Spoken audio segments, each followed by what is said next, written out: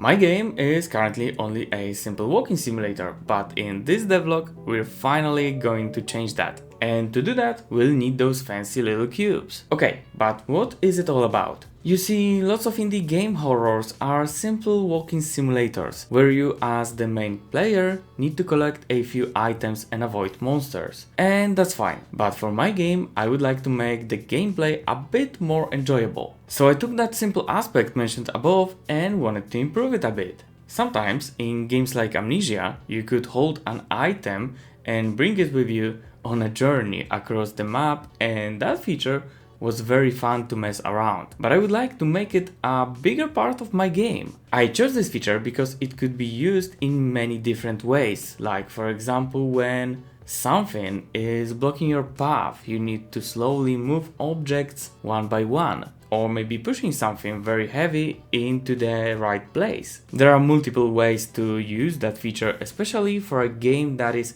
in a horror category, and that's what I added to my game. That feature will be the first step for my game that will make it a bit more than a simple walkie simulator. And maybe in the future I'll decide to add something more, but for now let's focus on holding different objects. In the game there are some items that are possible to hold by our player, and the most basic use will be to gather them in a small container that will check if the right items are inside of it. Otherwise, something bad will happen in the game. But I don't want to spoil too much. Also, I don't plan to add an inventory to our character, so our player will be forced to carry those items in hands with a pressed button. Oh, and while adding this feature, I came up with a lot of bugs, and I think there are some left, but for now it's almost good enough. Time for fixing small bugs will be a bit later in my development process. And that's not everything that was added to the game this time, as I also added a simple interaction system with things that could be easily opened and not carried, like for example doors or chests. With a simple key press, the doors are now able to open and close if they are not locked at this point of the game.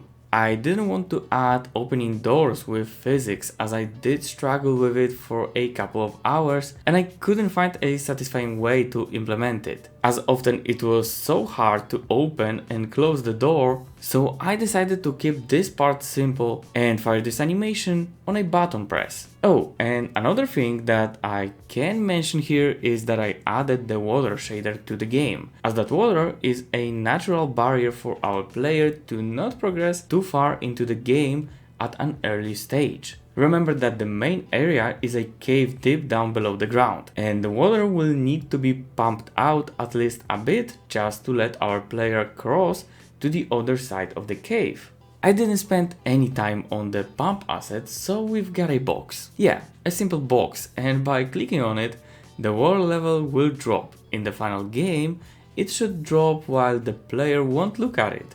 And the way for it will be to delay the water level drop until our player will go to the apartment and take a nap. Okay, that was the third devlog from this game. Please let me know if you enjoyed this one by hitting that like button, commenting or even subscribing. Thank you for watching, and in the meantime check out my other game dev content.